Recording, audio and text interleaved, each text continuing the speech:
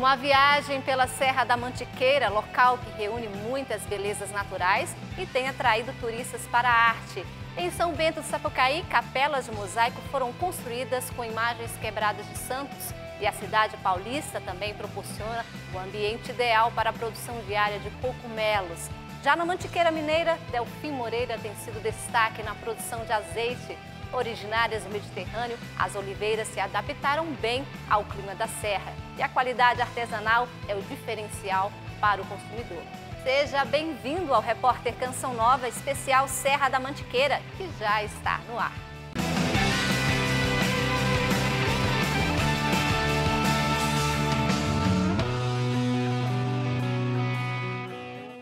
A Serra da Mantiqueira é um local que reúne belezas naturais, arquitetônicas e proporciona tranquilidade para quem a procura.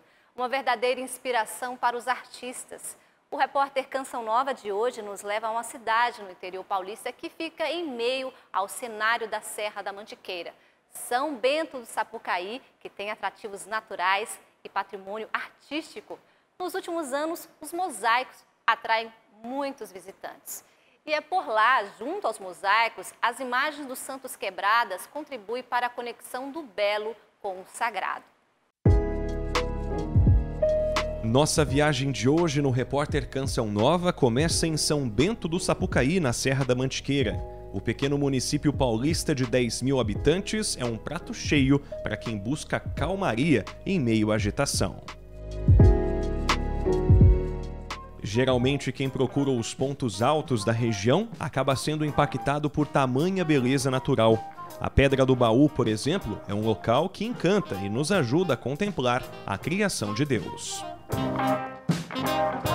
As experiências com Deus se dão de várias maneiras. Uma delas, pelo sentido da visão. E aquilo que parece imperfeito, inutilizável, se transforma em obra de arte, ganha vida e impacta os nossos olhares. Eu estou em uma das capelinhas de mosaico de São Bento do Sapucaí. E se já é possível se encantar por sua beleza externa, como foi o meu caso, o interno surpreende. Mas a gente mostra para você daqui a pouquinho como é lá dentro. O artista Ângelo Milani foi o responsável pela criação e reconstrução desse pequeno templo, que antes estava deteriorado. A estrutura atual da pequena capela existe há 15 anos, uma experiência prática de ver o sagrado caminhando com o belo. Eu estou em São Bento do Sapucaí já há 30 anos. Essa capela faz parte da propriedade aqui familiar e a gente mantinha, eu e a Cláudia, a gente mantinha com pintura, né? E a gente a cada 1, 2 anos mudava a pintura, né? Ao longo do tempo ela estava muito deteriorada, ela tinha um forro e era muito escura também, né? Como a maioria, na verdade, das capelas, elas ficam muito tempo fechadas, então não tem visitação. Então, né, depois de uns 10 anos aqui já, né, a gente pensou em melhorar a capela. Ela estava bastante deteriorada, tinha uma rachadura, né, e aí a gente resolveu reformar a capela. Ao mesmo tempo, existe a tradição de que o santo quebrado não pode ficar em casa, você não pode jogar fora, né? Então eles deixam na capelinha. E essa sempre foi um lugar onde as pessoas sempre deixavam. E a Cláudia começou, né, a fazer coleção dos anjinhos, aqueles, né? Então a gente deixava aqui, a gente colocava lá dentro, né? Aí a gente já tinha uma parede de anjinho, né? E após uma viagem para o México, onde eu fiquei assim, muito impressionado com a arte no espaço público para eles, ou seja, livre para todos, né? E 2 anos depois fui para Portugal, olhei aqueles azulejos assim de 400 anos, 450 anos, falei, é o azulejo. É o azulejo, voltando da Europa, e foi assim que começou a isso, talvez uns 15 anos atrás, né? A gente começou a fazer essa capela, demoramos 9 meses, né? Foi devagarinho, a gente tinha uma mesa ali no centro com muitas pecinhas, e, né, tinha uma caixa de acúmulos de coisinhas da nossa filha quando criança, né? E eu acho que essa ideia do lúdico, né? De misturar as coisas com os santinhos quebrados, né? E essa foi a motivação para essa capela. Antes de se tornar uma capelinha de mosaico, o espaço servia como ponto de destino das imagens quebradas dos santos. De lá para cá, houve uma verdadeira reinvenção. O que ontem era desprezado, hoje encanta os olhos de quem passa por São Bento. Então eu fiz questão de usar as próprias imagens, refletindo a cultura local. Então as próprias imagens que vinham para cá eram utilizadas. Só que começou a ter um acúmulo absurdo de imagens. E do jeito que estava, não estava bonito, né? Eu já tenho uma carreira de pintor, escultor, a Cláudia também. Então a gente queria deixar um ambiente iluminado, por isso as telhas de vidro, né, para ter essa luz zenital, para que ela fosse toda iluminada, colorida, né, porque essas capelinhas, elas às vezes são muito assim escuras, né? Eu queria trazer a luz através dos espelhos que lembram um pouco o terço, né? Você olha, tem todas as luzes refletindo essa luz cenital, né? E essas imagens todas quebradas. E muitas vezes fazendo composições lúdicas mesmo, né? Às vezes não tem cabeça, do jeito que chega aqui a gente usa, né? A ideia não é fazer, por exemplo, uma restauração, eu nem saberia fazer, né? Tem até um caso de uma senhorinha que eu escutei, que eu estava ali, falei, não, olha, mas está assim, está assim. A senhorinha falou assim, não, mas você pode esperar, o Ângelo vai recuperar tudinho. Eu escutei aquilo e falei, nossa, eu nem sei como é que eu vou fazer isso, né? Eu acho que é isso que ficou atrativo também, porque fugiu do padronizado, né? Provoca, mas o importante, né? Quando estava para inaugurar, eu e a Cláudia ali dentro, falei assim, agora será que a gente abre, não abre? Qual vai ser a recepção? A gente ficou assim, por causa dessas misturas, né? E a recepção foi ótima, né? E as pessoas entendem esses quebrados ou essas provocações visuais com a ligação com o sagrado, que foi meio que o objetivo inicial. A capela se tornou um ponto turístico da cidade e serviu de inspiração para que o poder público criasse o roteiro dos mosaicos. E se o objetivo era incentivar o turismo, além das montanhas e da natureza, a terceira capelinha que está em construção conseguiu unir o útil ao agradável. Eu estou terminando a Capela 3, que ela tem uma outra pegada. Como ela era muito pequenininha, eu privilegiei o fora, né? Ali foi feita uma arquibancada, né, para pequenas palestras, para um showzinho para o pessoal dos idosos do asilo. Os que podem andar, né, eles vão ali, ficam na arquibancada. Então tem uma utilização um pouco diferente, né? É uma ligação com o sagrado, tem poesias que remetem a isso, ao humano e ao sagrado. A famosa expressão "não há dinheiro que pague" se atualiza diariamente na vida de Ângelo. Pela arte, ele tem conseguido emocionar e refletir o sentido de vida e beleza para o próximo. Eu faço pintura, escultura. Às vezes você vende um quadro e você nunca mais vê o quadro. E não vê respostas, né, e reações das pessoas que veem esse quadro. Quando você faz um trabalho no espaço público, o retorno é constante. Tanto é que, né, você está por aqui, já tiveram outras filmagens, né? E o retorno é constante. Tem algumas histórias muito emocionantes.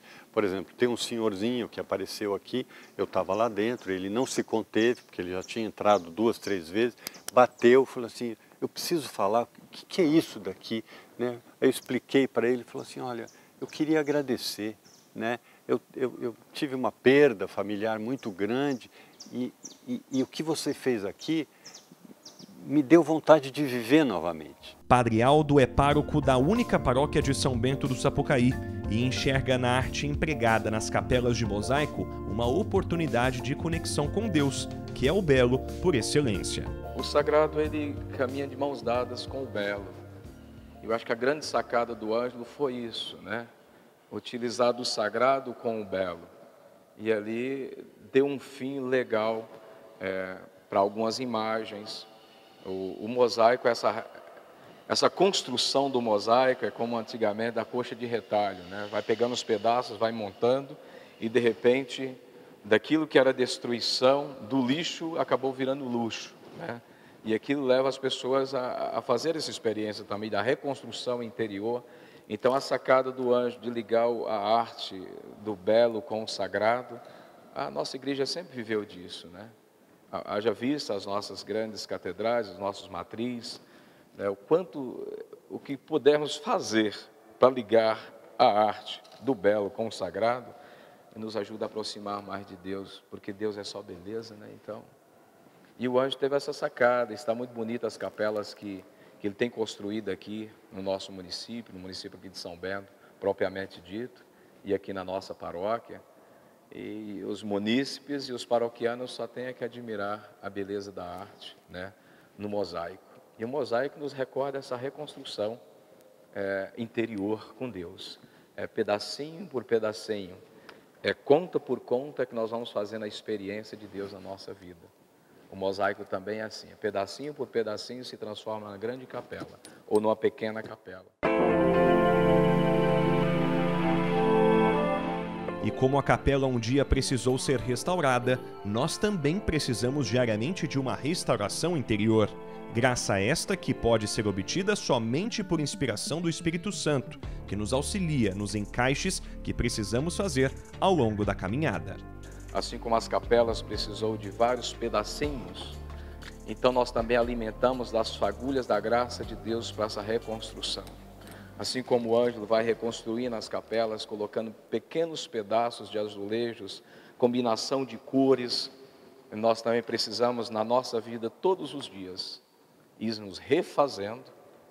É como vai dizer o profeta, somos a argila na mão do oleiro, que é Deus.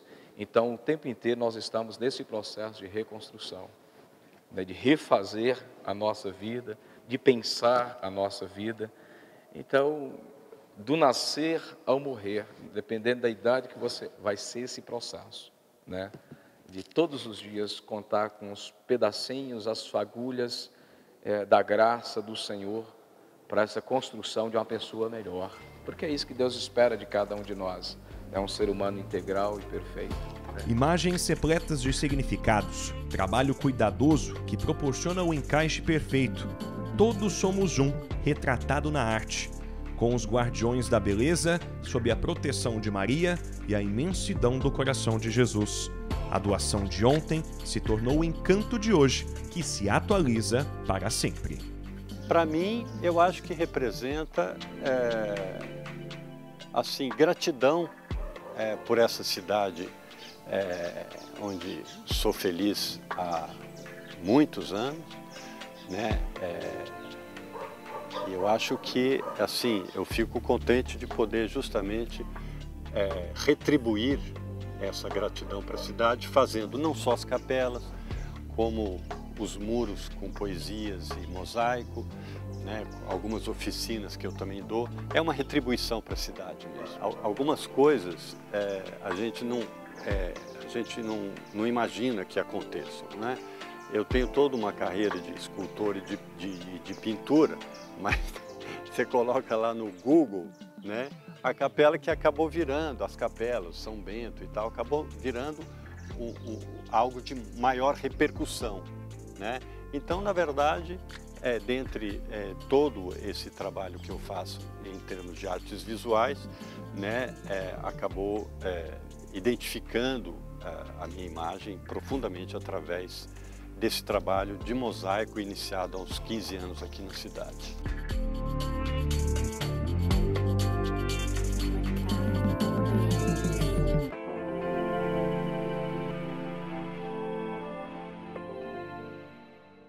No próximo bloco, a gente continua na simpática São Bento do Sapucaí para conhecer a produção de cogumelos na cidade.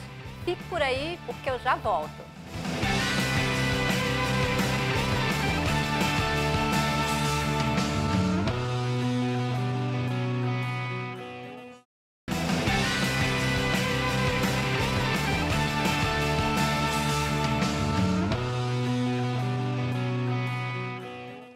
É possível relacionar a prática do voo livre com a produção de cogumelos? Se a resposta for sim, você acertou. A partir de agora, você vai conhecer a história de um casal que, atraídos pelo esporte, veio morar em São Bento do Sapucaí e se tornou referência no ramo. O estado de São Paulo é o maior produtor de cogumelos do Brasil e São Bento do Sapucaí tem contribuído diretamente para essa estatística. Aqui nesta fábrica, por exemplo, o ambiente controlado permite com que a produção de cogumelos aconteça todos os dias. E inúmeros fatores são analisados para levar até o consumidor final o melhor do cogumelo. Chegamos na metade do Repórter Canção Nova de hoje e, continuando nossa viagem pela Serra da Mantiqueira, trafegamos alguns quilômetros da Capela do Mosaico até a Quinta dos Cogumelos, o nosso novo destino. A propriedade da Célia e do marido Winston é um verdadeiro refúgio. Eles trabalhavam no exterior e voltaram ao Brasil graças ao voo livre. O casal buscava um local que proporcionasse, além da prática esportiva, o próprio sustento. Aí é que entra na história o cogumelo. Quando nós pensamos, mas o que produzir? Pensamos em várias coisas, mas chegamos no cogumelo por quê? Porque tínhamos contato bastante com europeus que consomem bastante, que mostraram para a gente como era gostoso e os benefícios, né? E queríamos um produto que também não fosse tão fácil de produzir, que gerasse um pouco de desafio. O cogumelo é um produto que atende ao público vegano, ao público vegetariano, que é uma coisa que também está crescendo muito, né? Tem muitos benefícios para a saúde e a condição que nós temos aqui é que tem muita umidade. Nós estamos num vale aqui em São Bento, né? Essa umidade também ajudaria, uma temperatura mais fresquinha, mais amena. Então, depois de muitas pesquisas sobre vários produtos, a gente chegou no cogumelo, achando até que era mais fácil de produzir do que ele de fato é. Então, hoje é um desafio. A gente está aí já há 7 anos, praticamente, no mercado, estamos entrando aí no 7º ano. Somos uma referência no mercado de qualidade de produto. Produzimos hoje o shiitake e o shimeji, são 2 linhas diferentes da maneira de produção. E a gente está querendo entrar agora na área de cogumelos medicinais. Vai ser o próximo desafio nosso a partir desse ano, pensar nisso também. A temperatura e a umidade foram fatores determinantes para a escolha do cogumelo como atividade profissional. Características como essas colocam a Serra da Mantiqueira como região privilegiada para esse tipo de cultivo. O cogumelo precisa de uma temperatura fresca, não pode ser muito calor, não pode ser muito frio, né? E bastante umidade, então o ambiente iria ajudar. Mas, na verdade, a gente chegou aqui antes da produção. A gente começou já que a gente não vai fazer a pousada, ou essa é uma opção, que outro produto ou serviço a gente pode fazer, né? E aí nós vimos que as condições que nós tínhamos aqui eram interessantes para o cogumelo. Porém, não é tudo que a gente precisa. O cogumelo, a gente precisa preparar para ele um ambiente completo, né? Que tem que ter uma boa temperatura, tem que ter uma boa umidade, tem que ter uma boa troca de ar, tem que ter uma boa circulação de ar. Então, eu consigo produzir cogumelo em qualquer local, desde que eu crie para ele um ambiente adequado. Mas ter uma sala como essa, por exemplo, num ambiente mais fresco, vai facilitar muito mais, que vai me dar um custo menor de energia elétrica.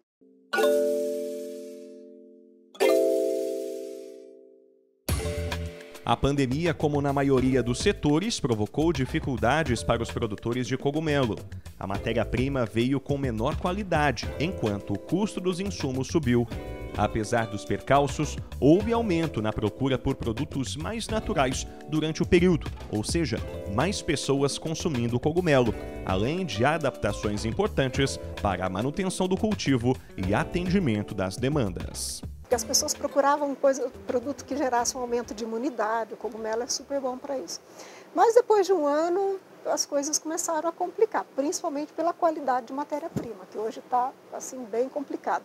E o cogumelo, um bloco como esse, por exemplo, ele demora 90 dias para se desenvolver.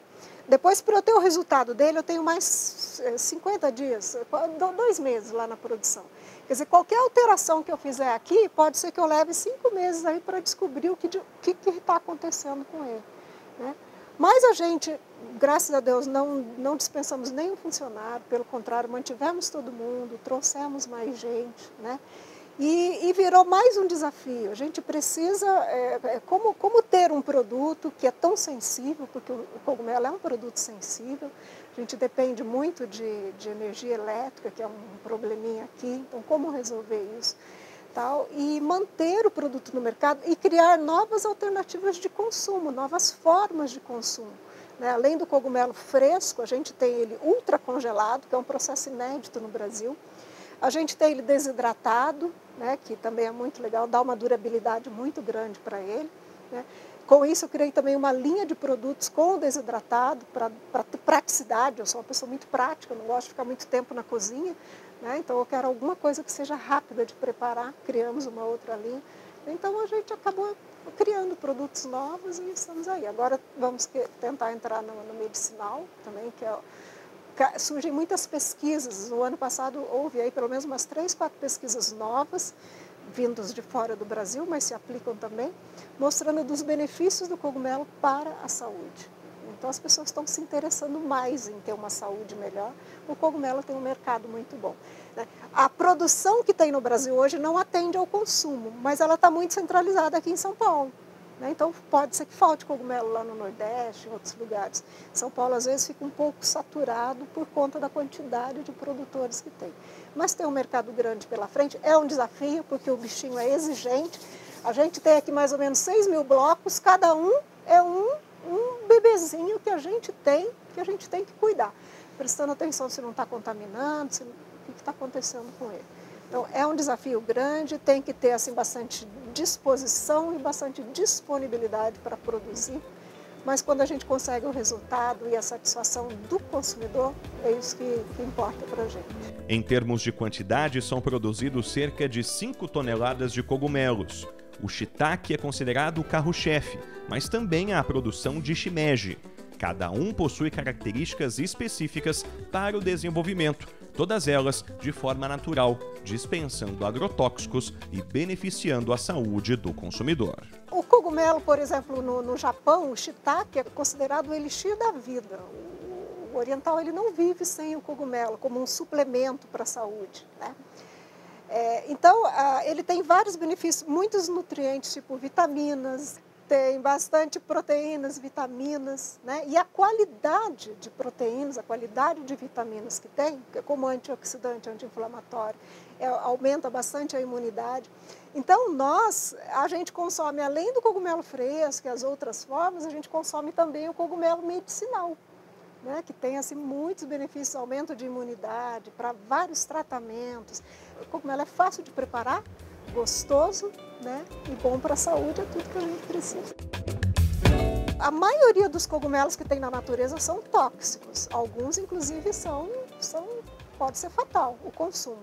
Porque qualquer cogumelo ele ganha uma toxicidade depois de um certo tempo. Pode ser que na natureza tenha um que possa ser consumido durante alguns dias, depois ele vai ganhando uma toxicidade e pode se tornar um produto super venenoso. Então, principalmente a nossa região tem alguns locais que têm cogumelos na natureza que podem ser consumidos.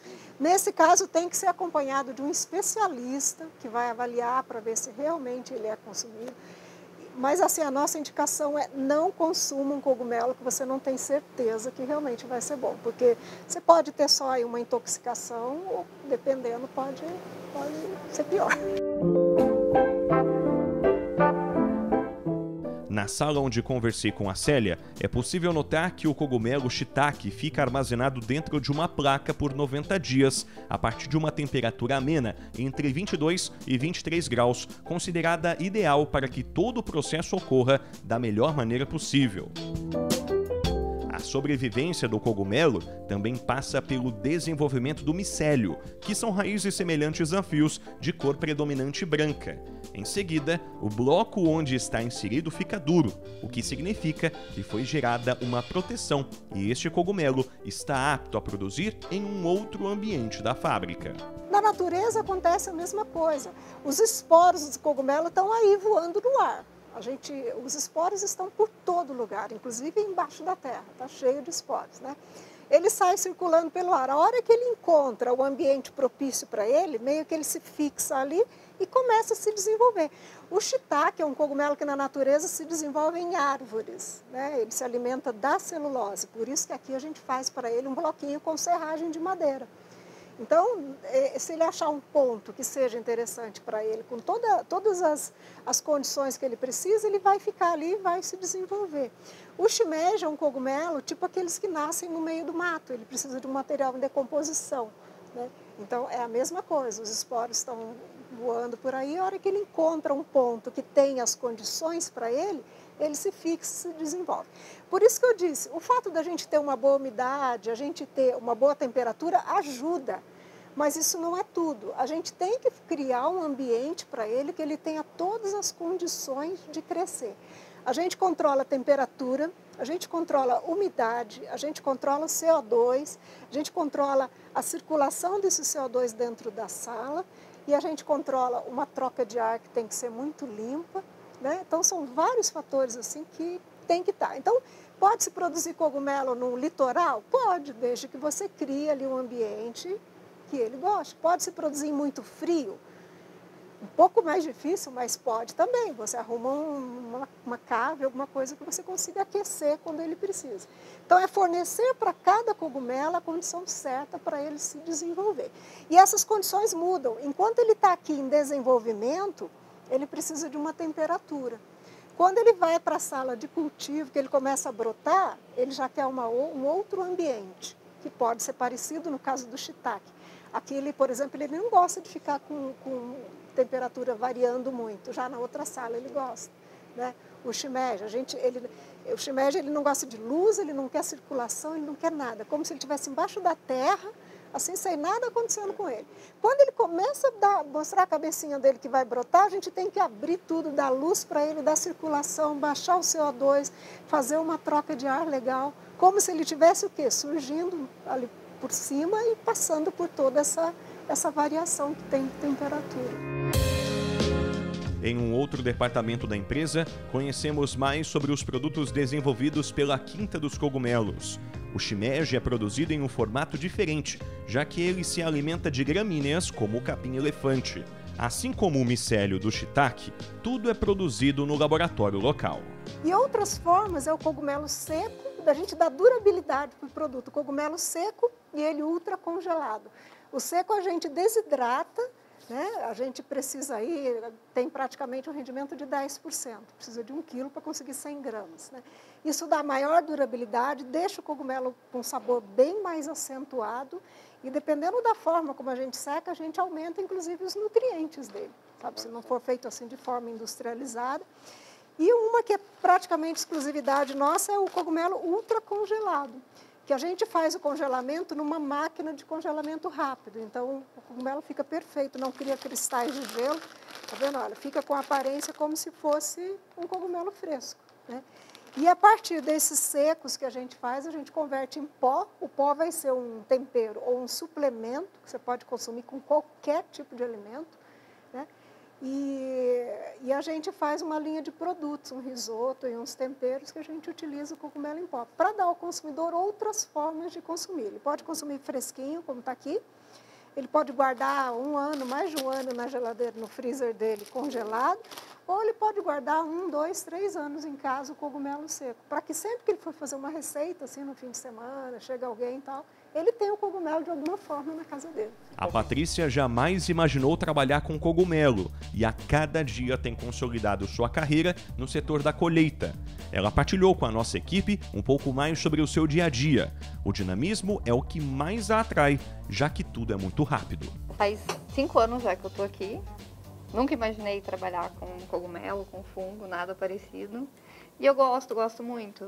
É muito interessante, porque a gente todo dia tem colheita.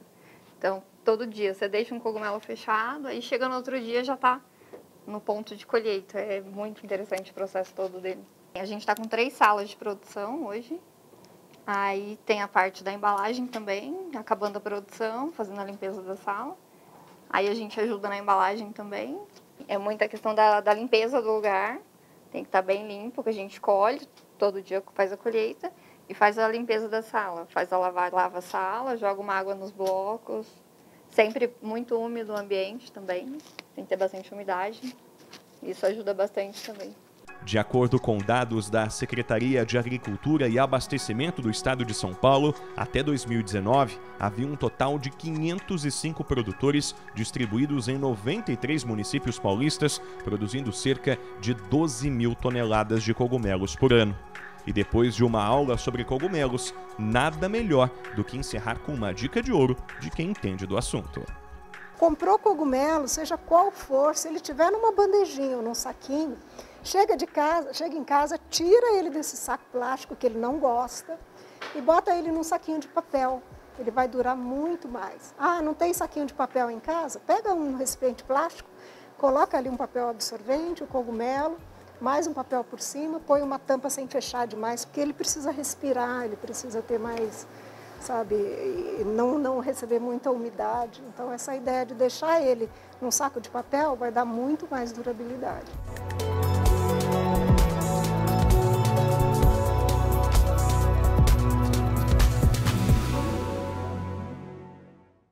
No próximo bloco, vamos para o lado mineiro da Serra da Mantiqueira, a pequena Delfim Moreira, no sul de Minas Gerais.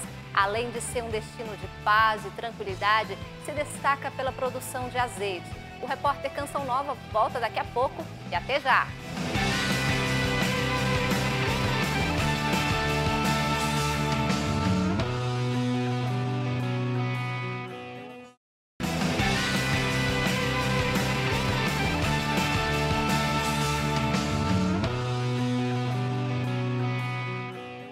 De São Bento do Sapucaí, o repórter Canção Nova te leva agora para Delfim Moreira, no sul de Minas Gerais. A cidade tem sido próspera na produção de azeite. As oliveiras originárias do Mediterrâneo se adaptaram bem ao clima da mantiqueira e geram ao consumidor final um produto de qualidade com característica artesanal. Tranquilidade, paz e um convite para a espiritualidade. Nossa viagem pela Serra da Mantiqueira termina no município de Delfim Moreira, no sul do estado de Minas Gerais. Com 8.000 habitantes, a cidade proporciona calmaria para o turista que busca algo diferente em meio à agitação do mundo, a partir de suas características rurais. Terra do servo de Deus, Padre Léo, Delfim tem se destacado, além do turismo religioso, na produção de azeite em fazendas. Este produtor, por exemplo, está há 10 anos no ramo, atraído pelo ambiente promissor da região. Estou com essa fazenda desde 2012, vai fazer 10 anos, a gente fez toda a estrutura dela, nós criamos toda a estruturação dela. Começamos o plantio em 2012 mesmo, terminamos em 2013, algumas áreas um pouco depois, e essa é a nossa 5ª extração. A primeira extração foi terceirizada, a gente fez ela fora, daqui a gente só colheu, e a partir da segunda a gente vem fazendo a extração aqui mesmo na fazenda com o nosso equipamento. Totalmente adaptada aos países do Mediterrâneo, as oliveiras começaram a ganhar espaço nas terras brasileiras de uns anos para cá. O aprendizado tem sido intenso e diário, devido aos traços de sazonalidade. É uma planta muito recente no Brasil, tá? E a gente está aprendendo muito com ela, aprendendo em todos os aspectos, aprendendo as varietais a serem plantadas, aprendendo com relação às pragas, aprendendo com relação à nutrição delas, aprendendo com relação à extração, porque é uma cultura e são técnicas novas que estão sendo utilizadas. Então existe essa alternância. O ano de 2021, a nossa safra de 2021 foi uma safra pequena, não foi uma safra boa, eu diria assim. A gente espera uma safra boa esse ano, que é a safra de 2022. As oliveiras estão carregadas. Esse ano aqui, como eu disse, essa alternância, esse ano aqui elas já estão com uma outra característica. Elas tiveram uma floração bem intensa e hoje estão bem frutificadas. Então a gente imagina que vai ter uma produção melhor. A expectativa para 2022 é a melhor possível para o produtor, já que as oliveiras carregadas significam boa produção de azeite. Com relação ao ano de 2021, apesar da safra não ter sido tão grande, a gente teve um azeite de excelente qualidade e a gente tem conseguido azeites de excelente qualidade. E a comercialização foi total, ou seja, hoje eu devo ter uma garrafa de azeite, porque eu guardei, a gente sempre guarda uma de amostra para ficar, né, para a gente ter ir montando um histórico, então foi o que sobrou. Mas a gente tem comercializado todo o azeite e tem tido um retorno bem interessante em termos de retorno, assim, de qualidade, de sabor, enfim, tá dando o retorno das pessoas é muito bom. Diferentemente do sul, onde a topografia é plana e a colheita é realizada de forma mecanizada, os terrenos da Mantiqueira exigem dos produtores de azeite um processo 100% manual. Embora o trabalho seja maior, o diferencial vem na qualidade, fruto do artesanal. A região de serra, ela favorece a produção de azeite em função do clima, tá? Porém, a topografia ela é complicada. Isso faz com que a gente tenha um azeite, eu diria assim, mais artesanal. A colheita tem que ser feita à mão, tá? E a gente tem que fazer todo esse trabalho de forma manual. Eu não tenho como fazer uma colheita mecanizada. É impossível, impraticável. Não tem equipamento que faça isso. Então, o que acontece? É uma produção menor, as propriedades são menores, o número de árvores é menor e você tem, consequentemente, um azeite de melhor qualidade, sem sombra de dúvida. As azeitonas, os frutos, eles são mais selecionados e a gente consegue um azeite de melhor qualidade. Uma das características importantes no azeite é que ele tem que ser consumido fresco, ele tem que ser consumido logo depois que ele é extraído. O consumo dele é o inverso do vinho. Se o azeite passa de um ano e pouco, ele começa a oxidar, ele começa a perder qualidade. Então, quanto mais fresco, melhor. O azeite que a gente recebe de fora do país, ele não chega aqui fresco, ele já chega com um prazo de validade alto, assim, mais de um ano muitas vezes. E o azeite que nós estamos produzindo aqui é um azeite realmente fresco, que é o que é necessário para que se tenha a qualidade extra virgem do azeite. A idoneidade também é parte essencial do processo. Quem compra azeite nacional, segundo Pedro, não corre o risco de consumir produto adulterado. A paixão pelo que fazem, aliada à qualidade, diferenciam a produção no Brasil. As pessoas vão encontrar azeite barato no mercado e vão encontrar o nosso azeite, que não é um azeite barato. Porém, é um azeite que tem altíssima qualidade. Então, nossa média de produtividade de azeite é para cada 10 quilos de azeitona, 1 litro de azeite. Essa é a média que a gente tem feito no Brasil, tá?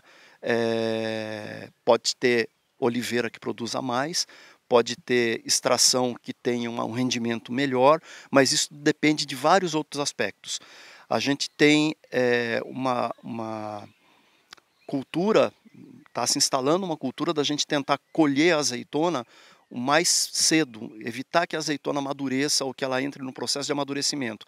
Ela vai produzir mais óleo, porém o óleo já está com menor qualidade. Quanto mais verde a azeitona, mais polifenóis ela vem carregada e maior a qualidade do azeite, principalmente em benefício à saúde. E o consenso é inevitável. A Serra da Mantiqueira é o caminho mais próspero para este segmento. Eu acho que a Mantiqueira é um caminho próspero para tudo. A gente está aqui numa região que, primeiro, o clima, a água, a gente tem água em abundância, o clima maravilhoso, uma região, principalmente nesse trecho que a gente está, uma região de uma preservação muito boa, muito grande. Eu acho que a oliva ela vem somar muita coisa para a Mantiqueira em termos de cultura. Diminui talvez um pouco a questão da pastagem, que não é uma área adequada para pastagem, mas muitas áreas da Mantiqueira foram devastadas em função de pastagem. A gente vem recuperando. Essa área toda minha que está plantada com oliveira hoje era pastagem, era pasto, o que é uma judiação. Hoje são árvores, né? Então isso favorece. E eu acredito que ela é próspera em tudo. Hoje a gente produz azeite, a gente está produzindo vinho, tem cidra, frutas vermelhas, tem uma série de culturas que em outras áreas do Brasil você não consegue e a gente consegue tirar aqui na Mantiqueira. É uma bênção.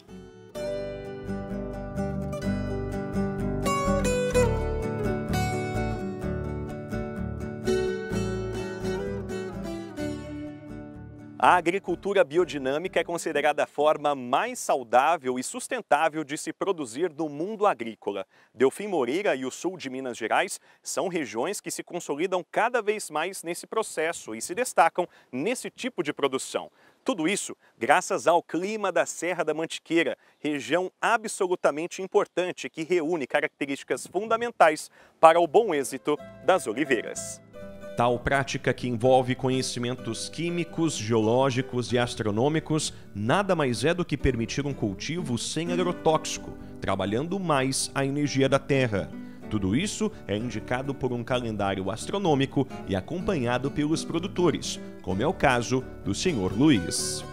Esse calendário ele já define os dias e os horários que você planta, que você colhe, qual o dia que é favorável para você plantar fruta, qual o dia que é favorável para você plantar verdura, raiz. Tá? Então, é um calendário que é editado anualmente, né?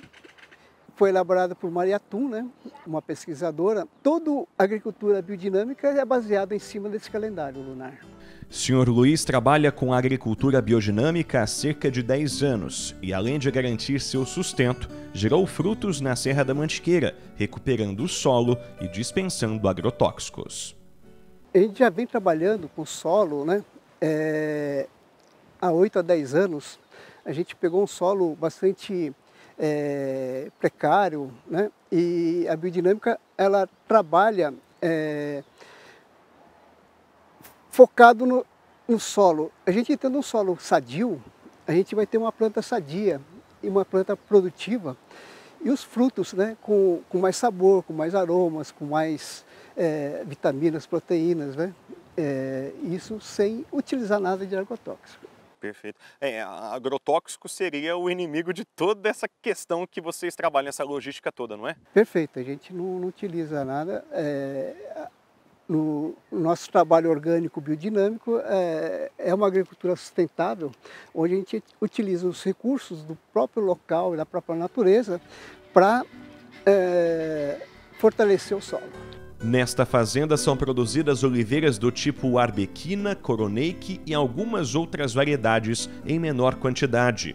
Tudo isso só foi possível após Luiz, esposa e filhos renunciarem às atividades profissionais anteriores, de modo que pudessem se dedicar exclusivamente ao ofício. O certo é que a família ganhou mais qualidade de vida ao deixar a antiga rotina para viver em Delfim Moreira. Além disso, viu na pandemia a oportunidade das vendas aumentarem. Nós, tanto eu como minha esposa, minha filha, né, nós saímos, nós tínhamos uma empresa de engenharia em São Paulo. Minha esposa é farmacêutica, minha filha e meu genro são arquitetos, né? E quando nós resolvemos nos dedicar, quando as oliveiras começaram a produzir de forma comercial, a gente optou realmente para se dedicar às oliveiras.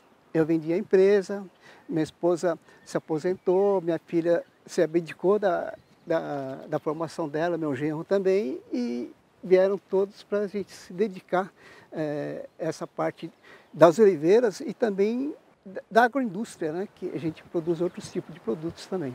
Durante a pandemia, a nossa venda aumentou muito, né, em função do que os clientes começaram a exigir uma qualidade melhor de alimentos, né?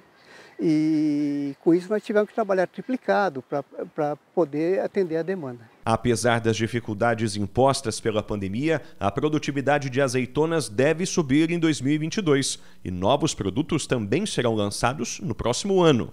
Além disso, o período registrou aumento pela procura de produtos saudáveis, o que fez a produção crescer da mesma forma. Nós estamos lançando no mercado vários outros produtos, né? Dentro da agroindústria, né? E hoje nós já temos azeite, geleias, azeite aromatizados, conservas, café, entrar também agora com cosméticos, né? À base de oliveira, né? De azeite, né? E a nossa projeção é que realmente a gente consiga aumentar o nosso leque de produtos, né, que nós produzimos. Eu espero que você tenha feito uma boa viagem pela Serra da Mantiqueira na companhia do repórter Canção Nova. Juntos, conhecemos as capelinhas de mosaico e a produção de cogumelos em São Bento do Sapucaí, no trecho paulista, e também agora o azeite em Delfim Moreira. Até o próximo destino, se Deus quiser.